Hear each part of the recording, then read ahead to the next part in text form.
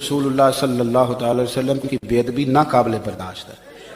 इसलिए कि मुसलमान पर जब नबी पाक का नाम लिया जाए तो उसके रोंगटे खड़े हो जाते हैं, आंखों में रोशनी होती है, उसके दिल में नूर होता है। और याद रखना, जब मुस्तफा की इज्जत की बात आए तो तुम्हें दर्द दिल से कहते हैं। ना फिर हमें बच्चे याद आते हैं, ना दौलत याद आती है, ना जवानी याद आती है, ना हमें यार याद आते हैं, और ना हमें अपने वजूद की परवाह होती है। हमें याद आती है तो गुंबद खदरा वाले नबी की इज्जत याद आती है। नबी का हुक्म हो तो कूद जाएं हम समुंदर में, और जहां को महव कर दे नाराए अल्लाहु अकबर में। निहत्ते 313 बशर शौके शहादत में निकल आए थे मैदान में मोहम्मद की क़यादत में। न तेगो तीर पे तकिया, न खंजर पे, न भाले पर, भरोसा है तो एक सादी सी काली कमली वाले पर। तबाह कर दे उन लोगों को जो जुल्म पर चुप रहते, उन्हें तबाह कर दे। दुनिया में कतील उससा मुनाफिक नहीं कोई, दुनिया में कतील उससा मुनाफिक नहीं कोई, जो जुल्म तो सहता है बगावत नहीं करता, उससा मुनाफिक नहीं कोई। मुनाफिक बन के जीना बंद कर दो, अब मोमिन बन के जीना सीखो, इन जालिमों के खिलाफ बोलो। मुझे यूं लगता है कि ये जान कोई ना कोई ऐसी शरारत करते हैं जिससे लोग इश्तिहाल में रहे, जानबूझ। हिलम, हौसला, सब्र जात के बारे में तो है, लेकिन अगर कोई रसूल पाक की बेअदबी करे तो फिर हौसले की बात तो है ही नहीं, फिर तो जिहाद की बात है। और मैं दयानतदारी से मस्जिद में बावजू बैठकर जुमे के दिन मशवरा देता हूं हुकूमत को, और वजीर कानून को मशवरा देता हूं कि ना फिरौन की हुकूमत सारी जिंदगी रही, ना नमरूद रहा, ना जाज बिन यूसुफ रहा, ना यजीद रहा। और यार, दरबारी बन के हुक्मरानों की चापलूसी करते करते तुम यहां तक आ गए हो कि अब नबी पाक की इज्जत को आंच डालना शुरू कर दिया है। और आप यकीन करें, सियासी जमातों का इतना बुरा हाल है कि इनके लीडर के बारे में कोई बात करे तो पागल हो जाते हैं ये एहतजाज कर कर। तुम्हारे जज्बे सच्चे हैं इंशाल्लाह, शायद मगरब को भूल हो गई है। यहाँ एक एक बच्चा गाजी इल्मुद्दीन है, एक एक बच्चा अमर चीमा है। ये सादतमंदियों का सफर है, ये मगरब को भूल हो गई है उसने किस कौम को छेड़ा है। इनकी गैरत मरी हुई नहीं है, उन्होंने कचोके दिए, जख्म दिए, उम्मत को मुआशी बुरहान में मुब्तला कर दिया। रोज पेट्रोल के बम हमारे ऊपर गिरते हैं, लेकिन हम कभी मैदान में नहीं आए। लेकिन सारे मामलात के अंदर हम कंप्रोमाइज कर सकते हैं, कमजोरी भी दिखा सकते हैं। अगर इस उन्वान से हम कमजोरी दिखाएं, हमारा बचता ही कुछ नहीं। हमारा सब कुछ नाम मोहम्मद है। हमने हर दौर में तकदीस रिसालत के लिए वक्त की तेज हवाओं से बगावत की है। छोड़ के सिलसिलाए रस्म सियासत का फसूं, बस एक नाम मोहम्मद से मोहब्बत की है। हमने अहद गुलामी करना है हुजूर अलैहिस्सलाम के नाम से, और इंशाअल्लाह ये हमारी सादतमंदी है। वरना हमने वो जमाना भी देखा है जिस जमाने में कोई ऐसा मुतनफ़्फ़स नजर नहीं आता था जो हुजूर के नाम का झंडा उठाए। ये तातारियों का दौर है, जब बगदाद को उजाड़ा गया, उम्मत के सर काटे गए, और ये हाल था कि मंगोल सरदार ने कहा किसी मुसलमान का सर ना हो, अपने फौजियों को कहा नहीं तो तुम्हारा सर काट के लगाएंगे। एक मीनार तामीर करना खोपड़ियों का, और फिर मुसलमानों का पता ढूंढते हुए लोग हाथ में पैसे लेके घूमते थे कि किसी मुसलमान का पता दे दो, उसका सर काटे हम। लेकिन मुसलमान मिलता नहीं था, काट दिए गए। दजला 3 दिन तक खून बन के बहता रहा। ये हमारी तारीख है बगदाद की। और फिर दजला का बंद तोड़ दिया गया। जो लोग तय खानों में छुपे थे, 1.25 लाख लाशें हमने वहां से फिर निकाली। फिर वो लम्हे आए कि कोई ऐसा मुतनफ़्फ़स नजर नहीं आता था जिसके हाथ में इस्लाम का झंडा हो। एक मंगोल सरदार ईसाई हो गया, उसने एक ईसाई पादरी को बुलाया और कहा कि अपने मजहब की तबलीग कर, ताकि कुछ लोग और भी हमारे हम नवा हो जाए। उसने कसम पुरसी के सालम में कि अब कोई शख्स नहीं है जो इस्लाम का नाम लेवा हो, तो अपने खुद से बातनी का इजहार कर दिया और पैगंबर हुस्न जमाल हुजूर नबी रहमत की तौहीन और तनकीस का आगाज किया। इब्ने हजर ने लिखा है कि एक कुत्ता था जो खैमे की चोप के साथ बंधा हुआ था। जब उसने तौहीन का आगाज किया तो उसने भौंकना शुरू कर दिया। लोगों ने कहा कि ये कुत्ता तेरी इस तौहीन की वजह से भौंक रहा है। उसने कहा नहीं नहीं, ऐसी कोई बात नहीं, ये कुत्ता नस्ली कुत्ता है। वाकई वो नस्ली था, और मेरा हाथ का इशारा पाके गैरत में आ गया है, कोई ऐसी बात नहीं है। उसने फिर तौहीन का आगाज कर दिया। تو ابن حجر نے لکھا ہے کہ اس کتے نے زنجیر تڑوا کر کے اس پادری کے گلے میں جا کے دانت گاڑ دیے اور چھوڑا تب جب اس کو واصل جہنم کر دیا۔ اس منظر کو دیکھ کے 70,000 اس فوج کے سپاہی اسلام کے دامن میں آ گئے۔ اقبال نے اسی موقع پہ کہا تھا تو نہ مٹ جائے گا ایران کے مٹ جانے سے، نشائے میں کو غرض نہیں پیمانے سے، ہے عیاں یورش تاتار کے افسانے سے، پاسباں کعبے کو مل گئے صنم خانے سے۔ اللہ اپنے نبی کی آبرو کی یوں بھی حفاظت کرنا جانتا ہے۔ کون جانتا تھا کہ عامر چیمہ یہ کام سر انجام دے گا؟ وہ تو ٹیکسٹائل کی ڈگری لینے گیا تھا لیکن غلامی رسول کی سند لے کے پلٹا۔ ایک دفعہ انگلی کے اشارے سے ابو لہب نے کہا تھا نبی پاک کو آپ کا ہاتھ ٹوٹ جائے، اللہ نے فرمایا تبت یدا ابی لہب و تب، تو کہتے ہیں میرے نبی کا ہاتھ ٹوٹ جائے تیرے دونوں ٹوٹ جائیں گے۔ اور سنو ابو لہب کا حال کیا ہو۔ ابو لہب کا معنی ہے ابو لہب شولوں کا باپ، لہب شولوں والا۔ کیا مطلب؟ ابو لہب اتنا حسین و جمیل تھا کہ اس کے جو رخسار تھے شولوں کی طرح چمکا کرتے، اتنا خوبصورت تھا، لال سرخ رنگ تھا، خوبصورت آدمی۔ عرب میں جب غربت تھی تو اس کے گھر میں اس وقت بھی 2 اینٹیں سونے کی تھی، اتنا مالدار آدمی اور سردار تھا سارے مکے کا، لیکن نبی پاک کی بے ادبی کی۔ تمہیں پتہ ہی نہیں کہ رب دنیا میں سب سے زیادہ ناراض ہی اس سے ہے جو اس کے رسول کا بے ادب ہے، سب سے زیادہ ناراض ہی اسی سے۔ ابو لہب نہ گیا بدر کے موقع پر، ڈر گیا، کہنے لگا میں نے نہیں جانا، مکے میں رہ گیا، نہ گیا جہاد کے لیے، مسلمانوں کے خلاف نہ نکلا۔ لوگوں نے بڑا اس کو لان تان کیا، لیکن کہنے لگا میرے خرچے پہ 4-5 بندے لے جاؤ، میں نہیں جاؤں گا، پیچھے رہ گیا۔ لوگ کہنے لگے بچ گیا، لیکن اس کے جسم کے اندر ایسی بیماری نکلی کہ ریشے سے بھر گیا سارا وجود، ریشے۔ اس کے بچوں نے لے جا کے ابو لہب کو پیچھے ایک حویلی تھی مکے کے باہر، اس میں بند کر دیا، چیختا تھا، چلاتا تھا، کوئی مجھے بچاؤ، کوئی پانی پلاؤ۔ دروازہ توڑ کے باہر نکلا تو چوک میں مر گیا ابو لہب۔ اتنی بدبو آتی تھی کہ کوئی قریب نہیں جاتا تھا۔ چوک میں لاش پڑی تھی، یہ ہے میت کسی بے ادب کی، منہ دکھانے کے قابل نہیں۔ تبت یدا ابی لہب و تب، چوک میں پڑی ہوئی ہے، کوئی قریب نہیں جاتا۔ اس کے بیٹوں سے لوگ جا کے کہنے لگے تمہارا باپ تھا، شرم کرو۔ ایک ملازم کو پیسے دیے اس کے بیٹے نے، کہا گڑا کھودو اور میرے باپ کو رسی کے ساتھ پکڑ کے اس میں پھینک دو۔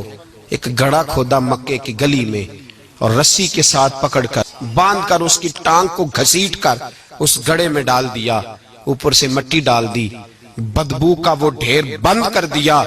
ابو لہب مکے کا سردار تھا، پر جانے کہاں مردود دفن ہے۔ کہ جو عمومی طور پہ مختلف جگہوں پہ بیٹھ کے یہ چیختے ہیں کہ حضور نے تو معاف کر دیا، تو آپ معاف کیوں نہیں کرتے؟ آپ اتنے سخت کیوں ہو گئے ہیں؟ آپ حضور کے ماننے والے نہیں ہیں؟ تو میں نے کہا صاحب یہ سنت اختیار کیجئے، اپنے دشمنوں کو معاف کر دیجئے، باقی کسی کے دشمنوں کو معاف کرنے کا آپ حق تو نہیں رکھتے۔ میں اس معاشرے کا ایک معزز شہری ہوں، توہین عدالت کر دی کسی نے تو مجھے اختیار دو نا کہ میں معاف کر دوں۔ کیا تم مجھے اس بات کا اختیار دیتے ہو کہ آپ کی عدالت کی توہین ہوئی اور میں اس کو معاف کر دوں؟ آپ کہیں گے آپ تو ہمارے شعبہ کے شخص نہیں ہیں۔ مجرم کے لیے سزا ضروری ہے، مجرموں کو سزا ملے گی تو حالات بہتر ہوں گے۔ کہتے ہیں سرے عام پھانسی لگاؤ، کہتے ہیں قانون میں گنجائش نہیں۔ تمہارے لیے قانون روز بدل جاتا ہے۔ جب مطالبہ کیا گیا نا کہ سرے عام پھانسی، جاگ رہے ہیں آپ لوگ کہ سو گئے؟ جی چلے میں دعا کرتا ہوں اللہ کرے میری قوم جاگ جائے، آمین تو کہہ دیں۔ اللہ کرے آپ لوگ جاگ جائیں اور جاگتے رہیں۔ اعلیٰ حضرت نے فرمایا تھا، مشورہ دیا تھا، سونا جنگل رات اندھیری چھائی بدلی کالی ہے، سونے والوں جاگتے رہنا کیونکہ چوروں کی رکھوالی ہے۔ سونا جنگل رات اندھیری چھائی بدلی کالی ہے، سونے والوں جاگتے رہنا، چوروں کی رکھوالی ہے۔ کہا گیا سرے عام پھانسی۔ لیکن میانی صاحب کے قبرستان میں جاؤ، میانی صاحب کے قبرستان میں وہ علم الدین جسے اپنا نام بھی نہیں لکھنا آتا تھا، ہزاروں لوگ روزانہ اس کی قبر پہ کھڑے ہوتے ہیں اور رسول اللہ کی نعتیں سناتے ہیں۔ جا کے دیکھو تو صحیح۔ منظر کتنا بدل گیا. اور جب غازی علم دین شہید کا جنازہ اٹھا تو امیر ملت پیر جماعت علی شاہ صاحب کی چیخ نکل گئی اور ڈاکٹر اقبال رونے لگے اور قائد اعظم تڑپنے لگے. منتیں کرتے تھے محمد علی جناح کہ یارو تھوڑے پیچھے تو ہٹو, میرا بھی دل کرتا ہے میں بھی ذرا اسے کندھا دے لوں, ذرا پیچھے تو ہٹو. محمد علی جناح جیسے لوگ تڑپتے تھے. اور جب قبر میں اترنے کی باری آئی تو ڈاکٹر اقبال نے ہاتھ باندھے, کہنے لگا او دوستو اقبال پہ تھوڑا رحم کھاؤ, اسے میرے ہاتھوں پہ رکھو, قبر میں اتار دیتا. اور اقبال کہنے لگے دیکھو میں شعر لکھتا رہا اور یہ لوہاراں دا منڈا نمبر لے گیا. نہیں بھیجا ہم نے کوئی رسول مگر اس لیے کہ اس کی اطاعت کی جائے. رسول اس لیے بھیجے ہیں کہ ان کی فرما برداری ہو اللہ تعالیٰ کی اذن سے, لیکن اس کے باوجود غلطیاں ہو جاتی ہیں. تو اللہ تعالیٰ فرمایا اے محبوب اگر یہ لوگ اپنی جانوں پہ ظلم کر بیٹھیں تو پھر تیری چوکھٹ پہ آ جائیں, جاؤ کا تیرے پاس آ جائیں, فاستغفر اللہ تیرے پاس آ کے اللہ سے معافی مانگیں, آئیں تیرے پاس معافی اللہ سے مانگیں, اللہ معاف کر دے گا. فرمایا واستغفر لهم الرسول, پھر رسول ان کے لیے رب سے معافی مانگے کہ مالک میرے ڈیرے پہ چل کے آگے اب معاف کر دے. لوجد اللہ توابا رحیما, آئے تھے توبہ کرنے کے لیے, اللہ ساتھ رحمت بھی جولی میں ڈال دے گا. کیا میرے نبی کو ساتھ لے آئے ہو, توبہ بھی قبول کی اور رحمت بھی نازل کی. اب حضرت عمر رضی اللہ تعالیٰ عنہ کے پاس وہ مقدمہ لے کے وہ یہودی اور منافق آ گئے. تو حضرت عمر رضی اللہ تعالیٰ عنہ نے کہا اپنا مقدمہ سناؤ. تو اس منافق نے کہا یہ ہوا, ساری کہانی سنائی. اب یہودی کی باری آئی, کہا ہاں بھئی تو سنا. اس نے کہا کہ میری صرف ایک بات ہے. کہا کیا؟ کہا اللہ کے رسول اس مقدمے کا فیصلہ میرے حق میں کر چکے ہیں, بس میں نہیں سناتا کیا ہوا, بس یہ اتنی بات ہے. حضرت عمر رضی اللہ تعالیٰ عنہ نے اس نام نہاد کلمہ گو سے کہا یہ سچ کہہ رہے, حضور نے اس کا فیصلہ کر دیا ہے اس کے حق میں؟ جی ہاں, لیکن میں حضور آپ سے کروانے آیا ہوں. کہا پھر رکو ابھی کرتا ہوں. آپ اندر گئے, جب واپس آئے تو ہاتھ میں تلوار تھی. تو حضرت عمر نے اس منافق کی گردن کاٹتے ہوئے تاریخ ساز لفظ کہے ہا کازا اقدی لمن لم یرد بقضاء اللہ و رسولہ, جو اللہ اور اس کے رسول کے فیصلے کو نہیں مانتا عمر کی تلوار اس کا فیصلہ ایسے ہی کرتی ہے, اس کی گردن کاٹ کے رکھ دی. یہی تو ممتاز قادری نے کیا تھا. آج وہ شہید ہو گیا لیکن سرخرو ہو گیا, وہ کامیاب ہو گیا, کامران ہو گیا. جس دھج سے کوئی مقتل میں گیا وہ شان سلامت رہتی ہے, اس جان کی کچھ پرواہ ہی نہیں, یہ جان تو آنی جانی ہے. تو وہ مارا گیا.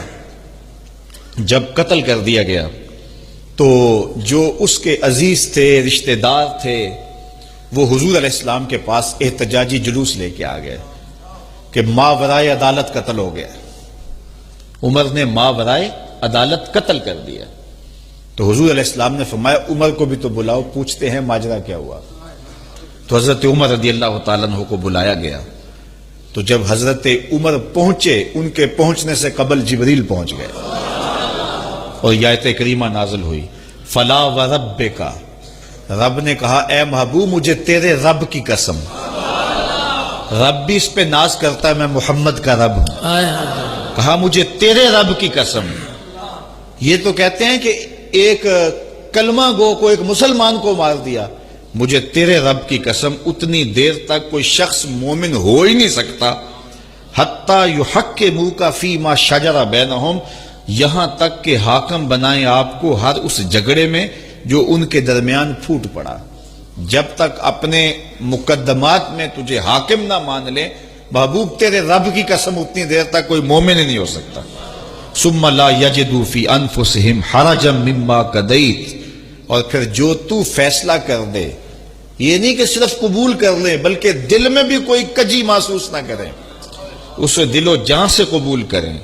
وَيُسَلِّمُوا تَسْلِيمًا, اور اس کو تسلیم کرنے کا جو حق ہے جب تک وہ ادا نہ کرے مجھے تیرے رب کی قسم کوئی مومن ہی نہیں ہو سکتا. تقاضائے عدل جب تک پورا نہیں ہوتا, آپ یقین کریں میرے اساتذہ کہا کرتے تھے میں عدالت کو عدالت نہیں کہتا, کچہری کہتا ہوں, اس لیے کہ عدالت وہ ہوتی ہے جہاں عدل ہوتا ہے. یہاں تو حال یہ ہے، بتائیے وکیل کو نہیں پتا ہوتا کہ جو میرے پاس آیا یہ غلط آدمی ہے؟ وہ اس کی حمایت کرتا ہے کہ نہیں؟ اس کے ساتھ چلتا ہے کہ نہیں؟ جھوٹ کے ساتھ آخر تک لڑتا ہے کہ نہیں لڑتا؟ جو گواہ بن کے جا رہے ہوتے ہیں انہیں پتا ہوتا ہے کہ نہیں کہ ہم جھوٹے کی گواہی دینے جا رہے ہیں؟ تو پھر کیا سارا ظلم حکومتیں کر رہی ہیں؟ معاشرہ بھی تو اپنی ترتیب بدلے نا، لوگ بھی تو اپنا رنگ بدلے نا، لوگ بھی تو طبیعت بدلے نا۔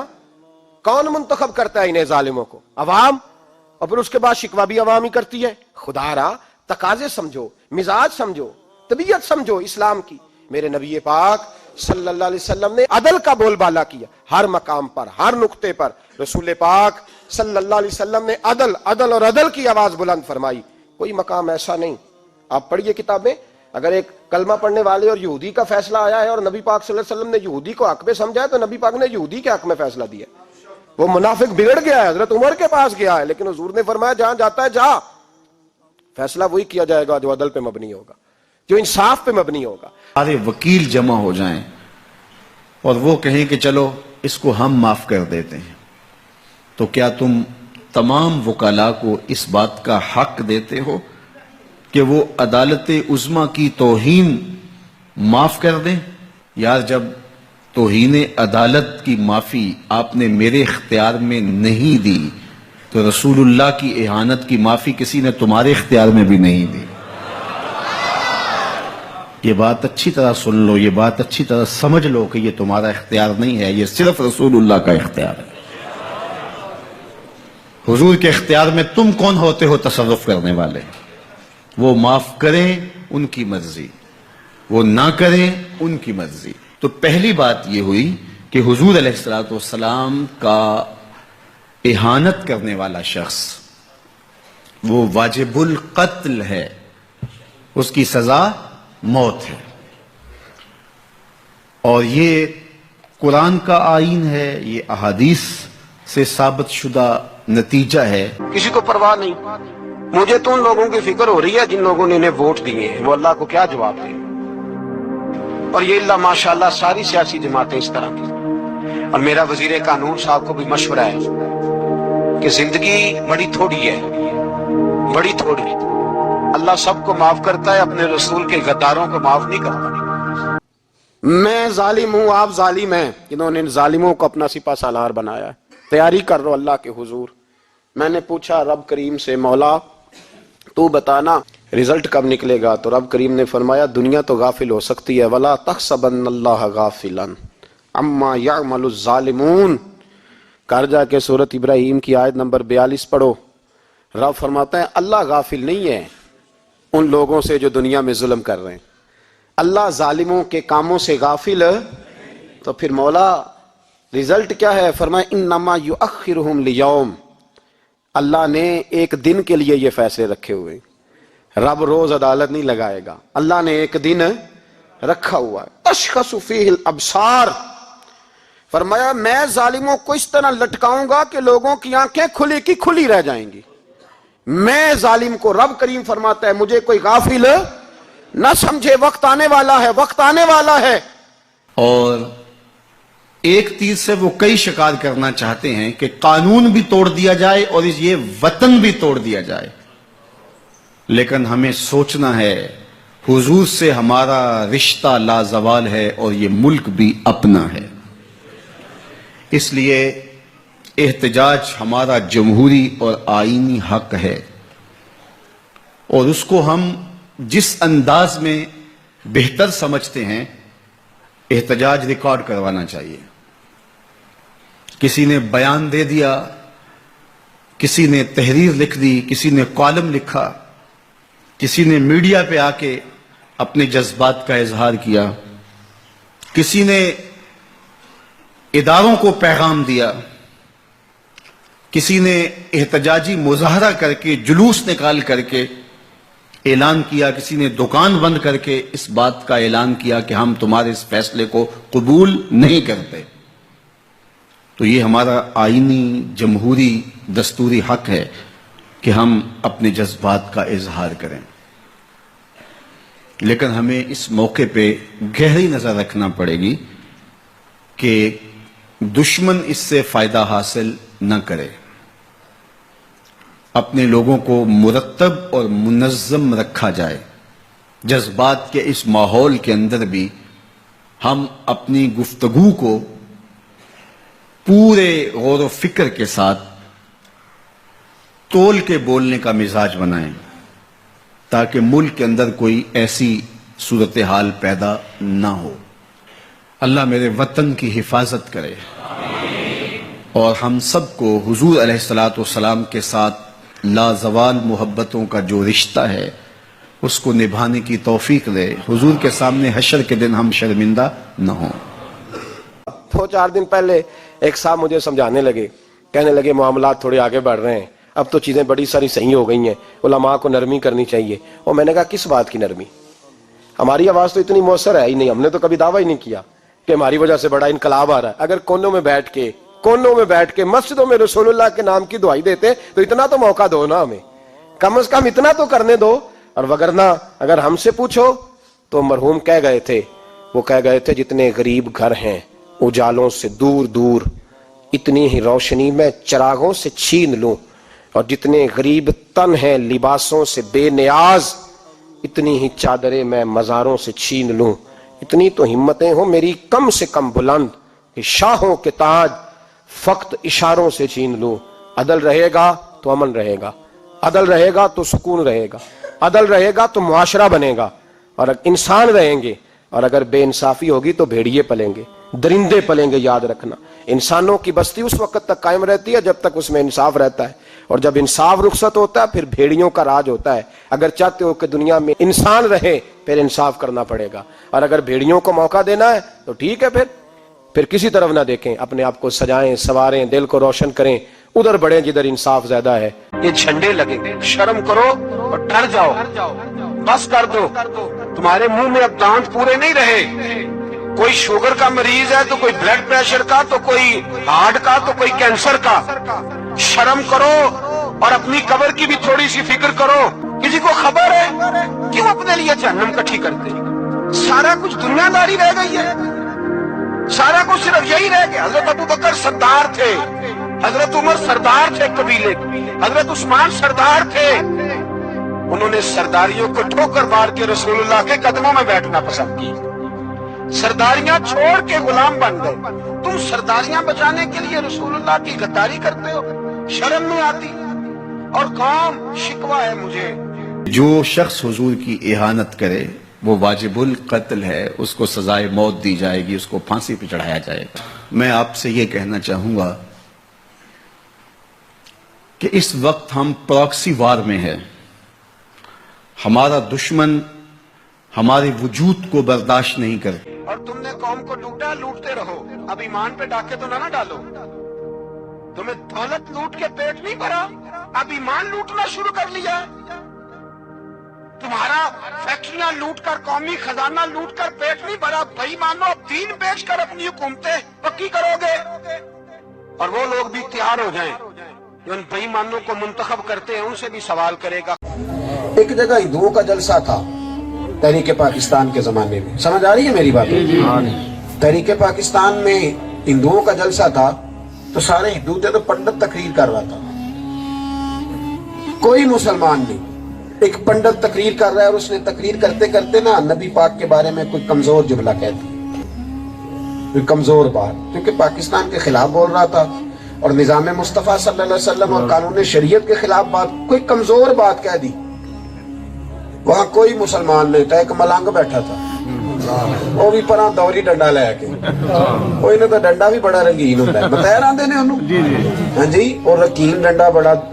उनते अल्लाह खैर करे, सुनिया उन्होंने बड़े पीर बना लिया ना, जिन्हें महीने ज्यादा ना नहाए उन्ना बड़ा पीर हो जाता है।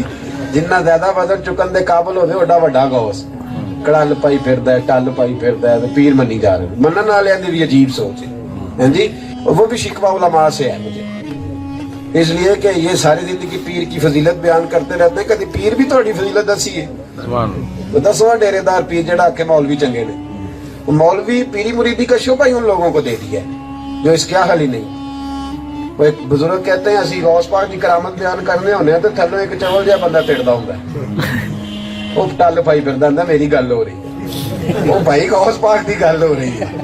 तू अपनी समझी बैठा है। उलमा ने फजीलत उलमा बयान करके ना तो लोगों ने समझा है जिदी ये अजमत पे दसदा है वो छप्पड़ के किनारे बैठा खोरे ओदी पे गल करदा है। और नहीं भाई, जो दीन पे अमल करे और अमल में इखलास पैदा कर ले, मुजद्दिद अल-फिसानी फरमाते हैं वही पीर होता है। आलिम और उस पर अमल, और अमल में इखलास, दीन मुकम्मल हो गया। आम दाम बरसरे मतलब।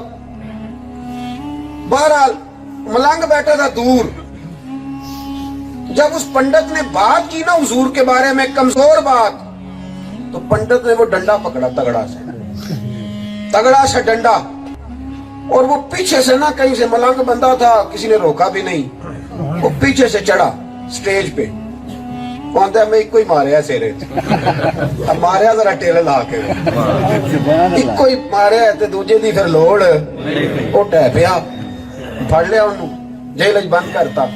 पीर जमात अली शाह साहब कहते मैं मिलने गया, शाह साहब फरमाते मैं मिलने गया, कहते जब मैं गया ना तो बंदा भी पंजाबी और प्योर पेंडू और साईं मलंग, कहते हैं जब मैं सामने खड़ा हुआ तो मैंने उसको कहा साईं ना तो नमाज पढ़े, ना तो मस्जिद आए, ना तो कोई और अच्छा काम करे, ये बड़ा कमाल किया तूने, हालांकि तू तो आया नहीं। पीर साहब कहते हैं उसने मलंग होके ऐसी बात की कि मेरे रोंगटे खड़े हो गए। कहने लगा पीर साहब असी नमाज नहीं पढ़ते, साड़ी गलती है, मसीते नहीं आउंदे, साड़ी गलती है। एक जुमला कहा और मेरे वजूद को गर्म कर गया। कहने लगा हुजूर गुनाहगार जरूर हाँ पर अपने नबी दा गद्दार ते नहीं ना। हुजूर गुनाहगार जरूर हाँ पर रसूल दा गद्दार है। हुजूर गलती हो जाती भुल जाइदा, दुआ करो अल्लाह तौफीक देवे, पर गद्दार नहीं जे। हुजूर मैं मसीती नहीं जांदा, नमाज नहीं पढ़दा, पर उन्हें ते नहीं ना कि मेरे सामने ही कोई मेरे नबी दी बेअदबी कर जाए, एडी भी ताकत नहीं किसी दी, मेरे सामने कर जाए। अर्ज की हुजूर मैं ते एक मारिया, अजे ते एक मारिया, मैनू मौका नहीं मिलया, दसो बचे के मर गया है। ताइफ के बाजारों में लोगों ने पत्थर तक मारे, नालैन खून से जख्मी हो गए, और उधर से हुक्म भी आता है महबूब बोलो तो सही। इन पहाड़ों को ऐसे जो है वो जोड़ेंगे कि ये दरमियान में पिस के रह जाएंगे। अज़ाब के फरिश्ते हाजिर होकर पेशकश करते हैं, लेकिन मेरे हुजूर फरमाते हैं नहीं, मैं रहमत बन के आया हूं। वही रहमतुल लिल आलमीन नबी फतह मक्का के दिन हुक्म देते हैं कि इब्ने खुतल को कत्ल कर दो, उसकी लौंडियों को कत्ल कर दो। ये हुजूर का गुस्ताख था, हिजब किया करती थी इसकी लौंडियां, गा गा के हुजूर की इहानत किया करती थी। उसने सोचा बचने की कोई सूरत नहीं है, तो काबतुल्लाह के पर्दे के अंदर छुप गया। पूछा गया ये तो काबा के पर्दे के अंदर छुप गया है, यहां पनाह ले ली है, कहा यहीं से निकाल के कत्ल कर दो। ये मेरे नबी का इख्तियार है। हुजूर चाहें तो माफ कर दें, हुजूर चाहें तो हुक्म सादर करें कि इन पर हद जारी कर दी जाए, इनको सजा दी जाए।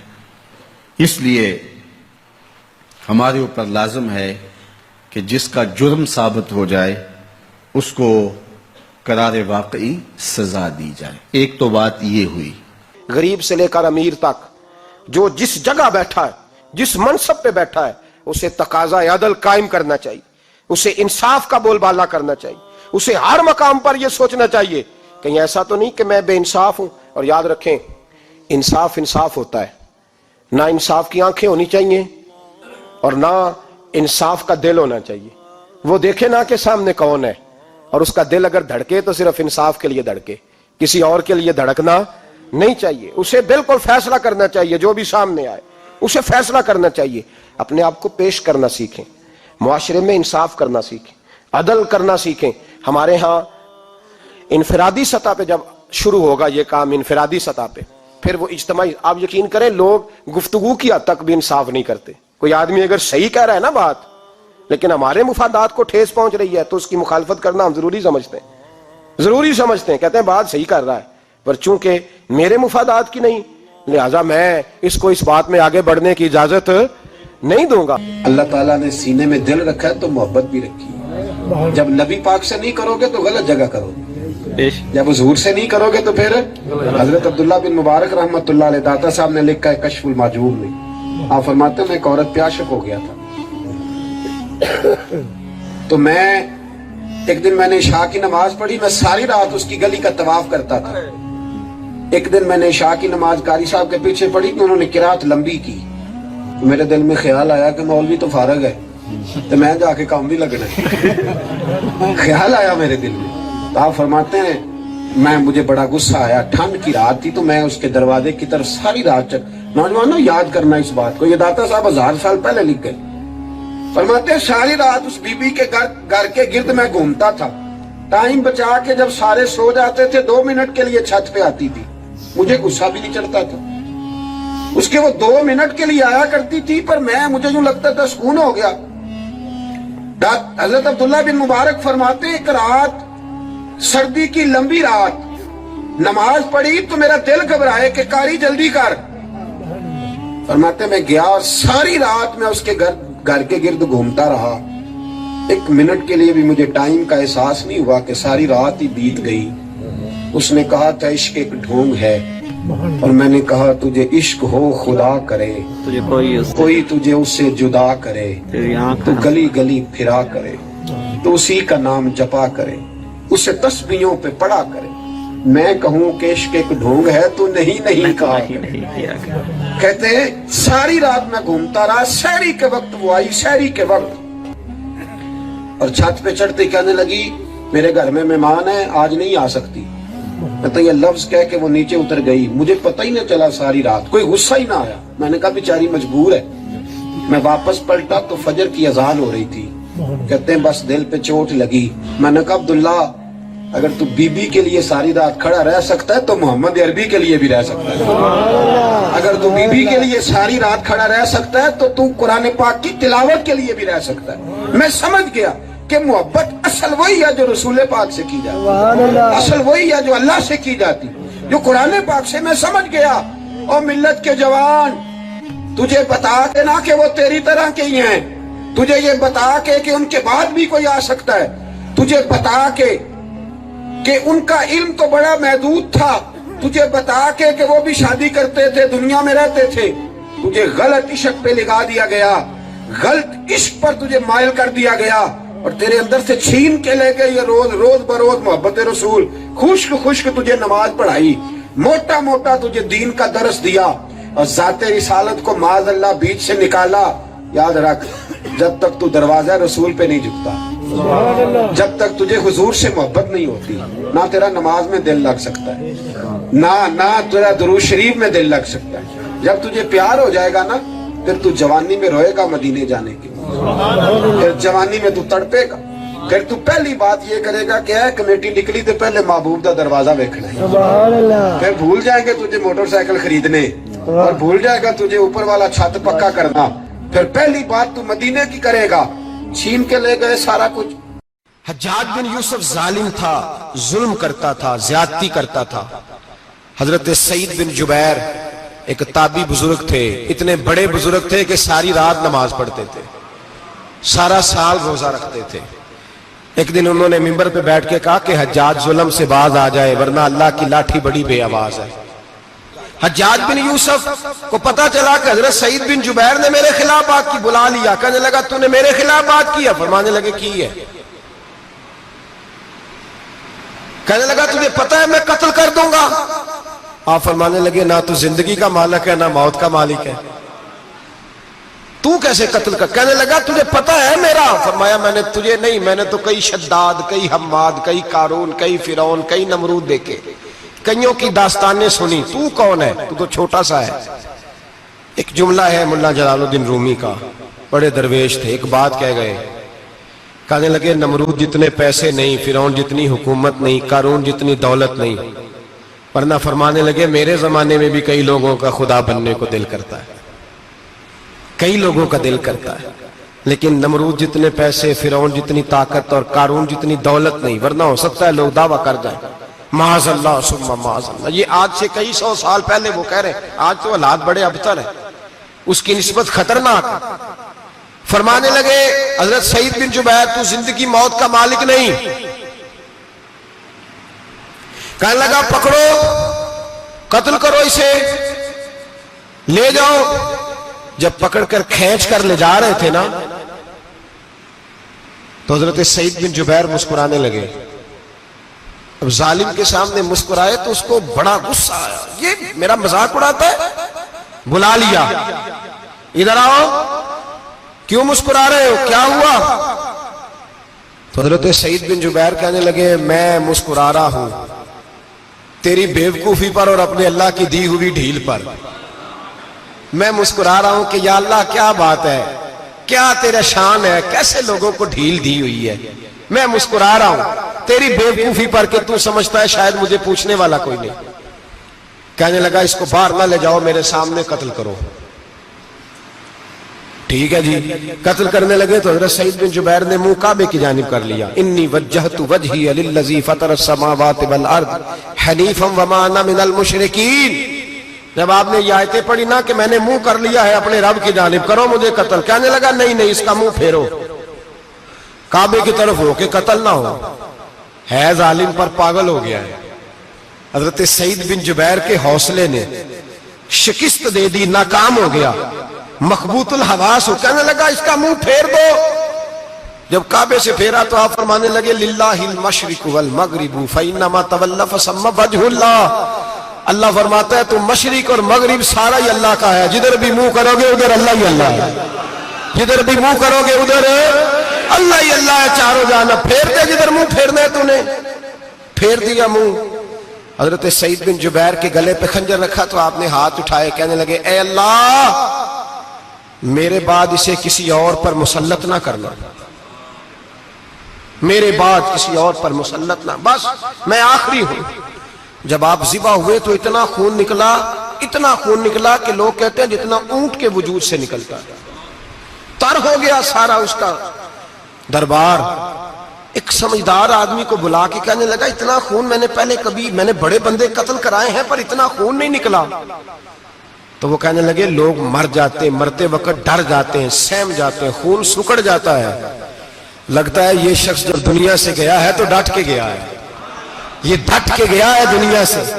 حجاج بن یوسف رات کو سویا تو تڑپ کے اٹھا, کیا ہوا؟ گھر والے کہنے لگے کیا ہوا؟ کہنے لگے سعید بن جبیر خواب میں آیا اور کہتے ہیں اٹھ مجھے بتا تو نے مجھے کیوں قتل کیا, بتا کیوں مارا. اگلی رات پھر سویا تو وہی خواب, پھر سویا تو وہی خواب. گناہ نفسیاتی مریض بنا دیتا ہے, ظلم تجھے مخبوط الحواس کر دیتا ہے. جب تو زیادتی کرتا ہے تو اللہ فرماتے ہیں کہ تو اللہ کو بھولتا ہے, اللہ تجھے اپنا آپ بھلا دیتا ہے. پھر تو بھول جاتا ہے, پھر تو سیدھے رستے پہ چلتا ہے پر بھٹک جاتا ہے. پھر تو صحیح رستوں کا تعین کر کے بھی گمراہ ہوتا ہے. پھر تو روز وہی گاڑی چلاتا ہے پر اب جب تو بریک لگاتا ہے تو نہیں لگتی. جب گناہوں کے ساتھ تو مخبوط الحواس ہوتا ہے تو روز وہ کاروبار کرتا ہے, لیکن جب تیرے گناہ تجھے گھیر لیتے ہیں پھر اسی کاروبار میں تو نقصان اٹھاتا ہے. حجاج بن یوسف تڑپتا ہے, روتا ہے, یہاں تک کہ بیمار ہو گیا. پیٹ میں درد ہوتی ہے, پتہ نہیں کیا ہوا, تکلیف ہوتی ہے, پتہ نہیں. سارے حکیم, طبیب, ڈاکٹر کوئی نہ سمجھ سکا کہ بیماری کیا ہے. جو بیماریاں خدائی ہوتی ہیں ان کا لوگوں کو پتا, جو آزمائشیں رب کی جانب سے ہوتی ہیں وہ ڈاکٹروں کے ہتھے نہیں چڑھتی. جو تکلیفیں اللہ دیتا ہے ان کا حکیم طبیب علاج نہیں کر پاتے, مشکل. اور شفا اسی وقت ہوتی ہے جب اللہ دینا چاہے, اور جب رب بھی دینا نہ چاہے تو بڑے بڑے ڈاکٹر کہتے ہیں کہ ہمارے بس کی بات نہیں رہی. بغداد سے حکیم آئے, پیٹ دیکھا, کہنے لگے نہ تیرے معدے میں کوئی دقت ہے, نہ تیرے جگر میں, نہ کسی اور جگہ, ماجرا کیا ہے؟ ایک آخری علاج ہے, آخری. وہ کیا؟ گوشت کا چھوٹا سا ٹکڑا دھاگے کے ساتھ باندھ کے منہ میں ڈالا اور پھر ایک باریک سا تنکا لے کے اس کو اندر ڈالنے لگے گلے میں. وہ گوشت کا ٹکڑا جب حلق کے اندر اتر گیا, اس حکیم نے واپس کھینچا تو کیسے ایسی بدبو آئی جیسی کبھی سونگی نہ تھی. جانور, کیڑے مکوڑے لگے ہوئے باہر نکلے, اور جب دیکھا تو جتنے محل میں لوگ بیٹھے تھے چلاتے ہوئے نکل گئے کہ یہ کیا مصیبتیں ہیں. حکیم بھی اٹھ کے دوڑنے لگا. کہا تجھے کیا ہوا؟ کہنے لگے حجاج تیری بیماری زمینی نہیں، تیری مصیبت زمینی نہیں۔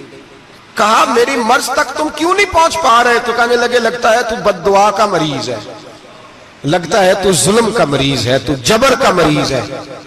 تڑپتا رہا، سسکتا رہا۔ ایک وقت وہ بھی آیا کہ گھر والوں نے کمرے میں بند کر کے تالا لگا دیا، دیوار سے ٹکرے مارتا۔ او بھائی، جو گناہوں کے بیمار ہوتے ہیں انہیں شفا نہیں ہوتی، جو ظلم، جبر، بربریت کے بیمار ہوتے ہیں انہیں سکون قلبی میسر نہیں آتا۔ دوائیاں ان بیماریوں کی بنی ہوئی ہیں جو بیماریاں زمینی ہیں، جو بیماریاں خوراک کی بد پرہیزی سے ہوتی ہیں، جو گناہوں کی بد پرہیزی سے ہوتی ہیں، ان کی بیماریاں، ان کی شفا توبہ ہے، ان کی شفا رجوع اللہ ہے، ان کی توبہ اللہ سے معافی مانگنے سے شفا ہوتی ہے۔ حجاج جب مرنے لگا تو بلایا، یہ رنگ بھی ذرا ملاحظہ کیجئے گا، 2-4 قریبیوں کو بلایا۔ پتہ ہوتا ہے نا اپنے کرتوتوں کا آدمی کو، پتہ سارا ہے سردار نکیتیاں دا، جب پتہ ہوتا ہے سارا، بلا کے کہنے لگا جب میں مر جاؤں تو مجھے رات کو دفن کرنا۔ کیوں بھائی، عورت ہے؟ کہنے لگا نہیں، رات کو دفنانا۔ ٹھیک ہے، رات کو دفنا دیں گے۔ پھر کہنے لگا جب صبح ہو جائے تو صبح ہونے سے پہلے پہلے میری قبر زمین کے برابر کر دینا، نشان مٹا دینا۔ کا وجہ تو کلمہ پڑھتا ہے، حضور کا حکم ہے کہ قبر کم از کم ایک بالش، ایک گٹ اونچی ہونی چاہیے زمین سے، کم از کم، تو تیری قبر مٹا دے۔ وجہ پتہ ہوتا ہے اپنے ظلموں کا۔ کہنے لگا مجھے پتہ ہے لوگ میرے مرنے کے بعد میری قبر بھی نہیں چھوڑیں گے۔ میرے نبی کریم صلی اللہ علیہ وسلم کو اپنی امت سے بڑا پیار ہے، حضور کو بڑی محبت ہے۔ فرمایا قیامت کے دن لوگ اپنے اپنے ممبروں پہ بیٹھیں گے پر میں سجدے میں گر کے اپنی امت کی دعائیں مانگوں گا۔ قیامت میں جو بچے گا وہ میرے نبی پاک کی برکت سے بچے گا۔ اللہ اپنے محبوب کی سچی غلامی عطا فرمائے۔ آخر دعوانا الحمدللہ۔